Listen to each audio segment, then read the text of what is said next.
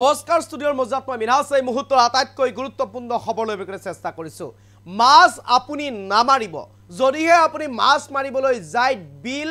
নদী পুখুৰী এনে ধৰণৰ ঠাইসমূহত যদিহে আপুনি মাছ মাৰিবলৈ যায় তেনেহলে আপুনি এতিয়াৰে পৰা প্ৰশাসনৰ ৰুখত পৰিব আৰক্ষীৰ ৰুখত পৰিব চৰকাৰৰ ৰুখত পৰিব যদিহে আপুনি মাছ মাৰিবলৈ বিল পুখুৰী নদীলৈ যায় তেনেহলে আপোনাৰ বিপদ অনিবাৰ্য এই মুহূৰ্তত এই খবৰ আপোনাৰ কাৰণে চেষ্টা কৰিছোঁ ইতিমধ্যে চৰকাৰৰ ফালৰ পৰা ঘোষণা কৰিছে যদিহে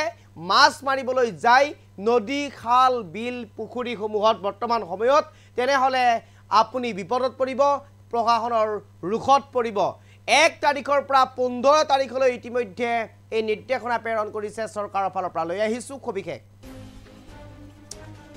লৈবকাৰে চেষ্টা কৰিছোঁ কবিকে খাবদান হওক মাছ মাৰিলেই পৰিব প্ৰশাসনৰ ৰুখত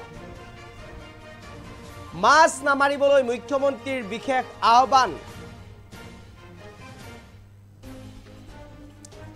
মাছ মাৰিলে আপুনি প্ৰশাসনৰ পৰা আৰক্ষীৰ ৰুখত পৰিব 1 এপ্ৰিলৰ পৰা 15 এপ্ৰিললৈ মাছ নামাৰিবলৈ আহ্বান মুখ্যমন্ত্ৰী গৰাকীৰ পুখুৰী নদী বিল আদি ঠাইত মাছ নামাৰিবলৈ আহ্বান জনালে মুখ্যমন্ত্ৰী গৰাকীয়ে এই সময়ত মাছে কণী পাৰে আৰু সেইভাবে মাছ নামাৰিবলৈ আহ্বান কিছু ব্যক্তিয়ে এই সময়ত মাছ মাৰি পোনা মাছ ধৰি বজাৰত বিক্ৰী কৰে একাংশ দুষ্ট চক্ৰ আছে যিয়ে এই সময়ত মাছ মাৰি পোনা মাছসমূহ বজাৰত বিক্ৰী কৰে কণী পাৰাৰ সময়ত মাছ মাৰিলে উৎপাদন হ্ৰাস হয় আৰু সেইভাবে মাছ নধৰিবলৈ আহ্বান জনালে মুখ্যমন্ত্ৰীয়ে আৰু এই মুহূৰ্তত বিজ্ঞান লৈ চেষ্টা কৰিছোঁ সাৱধান হবৰ হ'ল যদিহে আপুনি মাছ মাৰিবলৈ সাজু হৈছে নদী বিল পুখুৰী খাল ইত্যাদিত তেনেহলে আপুনি সাৱধান হ'ব লাগিব এতিয়াৰে পৰা কিয়নো আপুনি যদিহে মাছ মাৰে অথবা মাছ মাৰি থকা দেখা পায় কোনো লোকে আৰু সেই লোকে যদি প্ৰশাসনক খবৰ দিয়ে তেনেহলে লগে লগে আপুনি বিপদত পৰিব লগে লগে আপুনি প্ৰশাসনৰ ৰুখত পৰিব লগে লগে সেই স্থলত প্ৰশাসনৰ লোক উপস্থিত হৈ আপোনাক প্ৰশাসনে আপোনাৰ মাছ মৰা সামগ্ৰী জব্দ কৰিব আৰু আপোনাক লৈ যোৱা হ'ব আৰু ইতিমধ্যে এই সন্দৰ্ভত মুখ্যমন্ত্ৰী ডক্টৰ হিমন্ত বিশ্ব শৰ্মাৰ কঠোৰ নিৰ্দেশনা প্ৰেৰণ কৰিছে কণী পাৰাৰ সময়ত মাছ নধৰিবলৈ আহ্বান জনাইছে এতিয়া ৰাজ্যৰ চাৰিওপিনে এই নিৰ্দেশনা প্ৰেৰণ কৰিছে সাৱধান হওক যদিহে আপুনি সাৱধান নহয় সাৱধানতা অৱলম্বন নকৰি চৰকাৰৰ কথা নুশুনি যদি আপুনি মাছ মাৰিবলৈ যায় ঘন জাল লৈ বা এই জালসমূহ লৈ ইতিমধ্যে ঘন জাল লৈ যোৱাৰ কথা উল্লেখ কৰিছে মুখ্যমন্ত্ৰীয়ে ঘন জালেৰে সৰু সৰু পোনা মাছসমূহ ধৰে আৰু সৰু সৰু পোনা মাছসমূহ ধৰি বজাৰত বিক্ৰী কৰে একাংশ দুষ্ট চক্ৰই আৰু যাৰ বাবে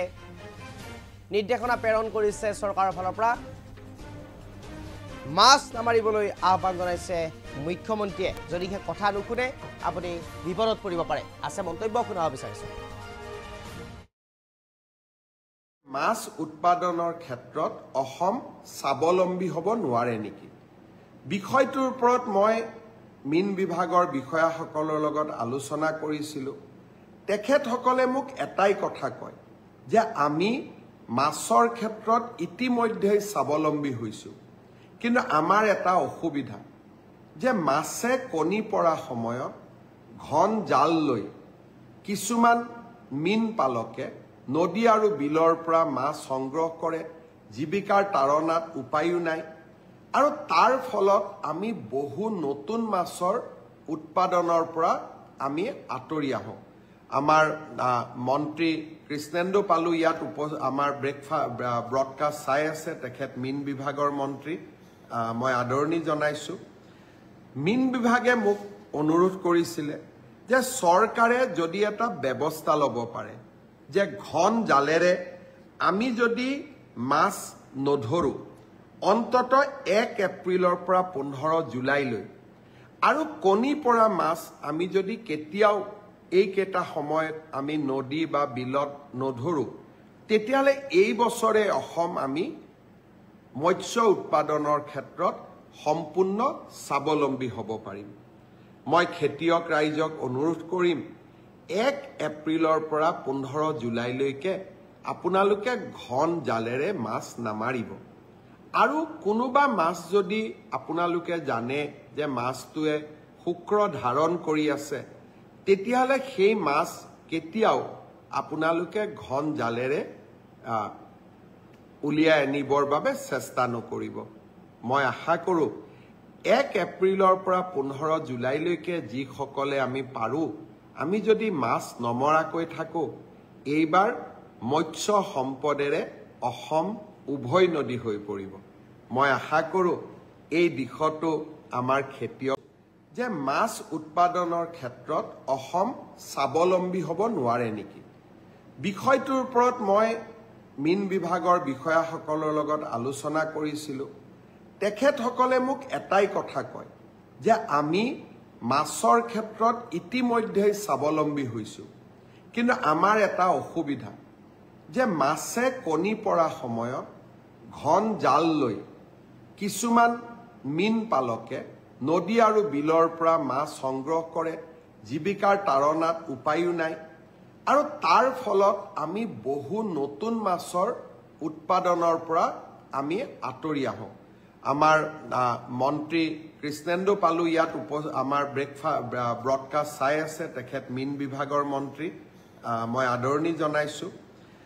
মীন বিভাগে মোক অনুৰোধ কৰিছিলে যে চৰকাৰে যদি এটা ব্যৱস্থা ল'ব পাৰে যে ঘন জালেৰে আমি যদি মাছ নধৰোঁ অন্তত 1 এপ্ৰিলৰ পৰা 15 জুলাইলৈ, আৰু কণী পৰা মাছ আমি যদি কেতিয়াও এইকেইটা সময়ত আমি নদী বা বিলত নধৰোঁ, তেতিয়াহ'লে এই বছৰে অসম আমি মৎস্য উৎপাদনৰ ক্ষেত্ৰত সম্পূৰ্ণ স্বাৱলম্বী হ'ব পাৰিম। মই খেতিয়ক ৰাইজক অনুৰোধ কৰিম 1 এপ্ৰিলৰ পৰা 15 জুলাইলৈকে আপোনালোকে ঘন জালেৰে মাছ নামাৰিব। আৰু কোনোবা মাছ যদি আপোনালোকে জানে যে মাছটোৱে শুক্ৰ ধাৰণ কৰি আছে, তেতিয়াহ'লে সেই মাছ কেতিয়াও আপোনালোকে ঘন জালেৰে উলিয়াই আনিবৰ বাবে চেষ্টা নকৰিব। মই আশা কৰোঁ 1 এপ্ৰিলৰ পৰা 15 জুলাইলৈকে যিসকলে আমি পাৰোঁ, আমি যদি মাছ নমৰাকৈ থাকোঁ, এইবাৰ মৎস্য সম্পদেৰে অসম উভয় নদী হৈ পৰিব। মই আশা কৰোঁ এই দিশতো আমাৰ খেতিয়ক যে মাছ উৎপাদনৰ ক্ষেত্ৰত অসম স্বাৱলম্বী হ'ব নোৱাৰে নেকি। বিষয়টোৰ ওপৰত মই মীন বিভাগৰ বিষয়াসকলৰ লগত আলোচনা কৰিছিলোঁ। তেখেতসকলে মোক এটাই কথা কয় যে আমি মাছৰ ক্ষেত্ৰত ইতিমধ্যেই স্বাৱলম্বী হৈছোঁ, কিন্তু আমাৰ এটা অসুবিধা যে মাছে কণী পৰা সময়ত ঘন জাল লৈ কিছুমান মীন পালকে নদী আৰু বিলৰ পৰা মাছ সংগ্ৰহ